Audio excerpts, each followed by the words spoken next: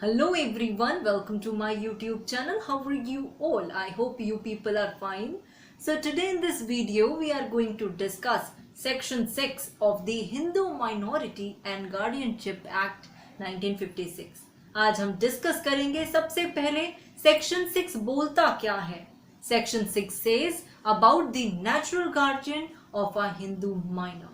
Yes, who will be the natural guardian of a Hindu minor? This is the question which usually arises. But we will be studying this according to the Hindu Minority and Guardianship Act 1956. आप लोगों को पता होना चाहिए अगर आपने पढ़ा है.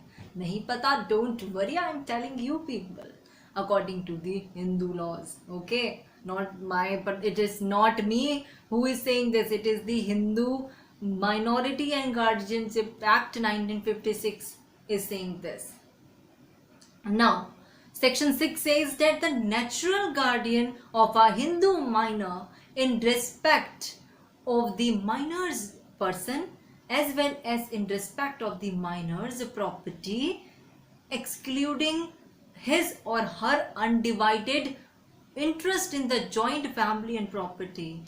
ये वाला सेक्शन बोल रहा है कि जो नेचुरल गार्डियन है माइनर का, हिंदू माइनर का, in respect of the minor person और साथ में उस माइनर की प्रॉपर्टी का, वो कौन होगा, इससे डील कर रहा है सेक्शन 6. नाउ सेक्शन 6 का ए बोलता है in the case of boy और अनमैरिड गर्ल. अगर एक लड़का है और अनमैरिड गर्ल है, ठीक है, तो नेचुरल गार्डियन कौन होगा उनका. एज पर सेक्शन 6 ए उसका नेचुरल गार्डियन फादर होंगे and after father is the natural guardian. Okay, now after him कौन होगा.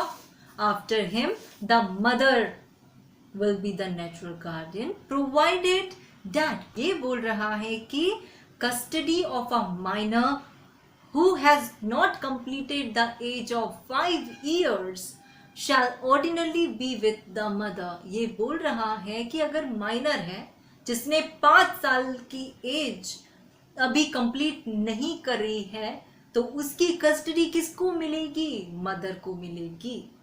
ठीक है, shall ordinarily will be with the mother. Keep in mind, अगर अनमैरिड गर्ल है और बॉय है तो उनके केस में नेचुरल गार्डियन कौन है, फादर. फादर के बाद mother will be the natural guardian. Proviso ये बोलता है कि अगर कोई माइनर है जिसने 5 इयर्स की एज अभी कंप्लीट नहीं करी है तो ऐसी सिचुएशन पे मदर जो होती है she shall ordinarily be the having the custody of that minor child. Remember this. Now B point क्या बोलता है. B point बोलता है कि in the case of illegitimate boy or an illegitimate unmarried girl, illegitimate boy और illegitimate unmarried girl के case में mother जो होगी नेचुरल गार्डियन होगी एंड आफ्टर मदर के बाद नेचुरल गार्डियन कौन होगा, father will be the natural guardian. So illegitimate अगर बॉय है या फिर इलेजिटिमेट गर्ल है, अनमैरिड गर्ल, तो ऐसी सिचुएशन पे mother is the natural guardian and after the mother father is the natural guardian. Just keep this point in mind. Okay, now see point इसी का वो क्या बोलता है. सी पॉइंट बोलता है in the case of married girl, married girl के case में husband is the natural guardian. ये सब चीजें पॉइंट याद रखना, ठीक है. In the case of unmarried girl father is the natural guardian. Unmarried girl है तो father is the natural guardian. Illegitimate unmarried girl है, who is the natural guardian, mother is the natural guardian and mother के बाद father. अगर married girl है उस situation पे who is the natural guardian of that married girl, then the husband is the natural guardian. Keep this in mind. This is as per section 6 of natural guardian of a Hindu minor. What it says. Remember this point in your mind. अपने दिमाग में याद रखना इन points को. Now, provided that, what it says, provided that no person shall be entitled to act as the natural guardian or minor under the provision of this section provided that proviso, अब again आया, वो बोलता है कि कोई भी no person will be entitled to act as the natural guardian. वो person natural guardian act नहीं करेगा. कब नहीं करेगा? माइनर का natural guardian act नहीं करेगा if he has ceased to be Hindu, means now he is no more Hindu, he has done conversion, you can say. Or if he has completely and fully renounced the world by becoming hermit, vanaprastha, or an ascetic, यदि और सन्यासी बन चुका है वो. तो ऐसे situation अगर उसने रिनाउंसिएशन ऑफ द वर्ल्ड कर दिया है बाय टेकिंग संस्कार, ठीक है, तो वो पर्सन उस माइनर का नेचुरल गार्डियन नहीं बोला जाएगा.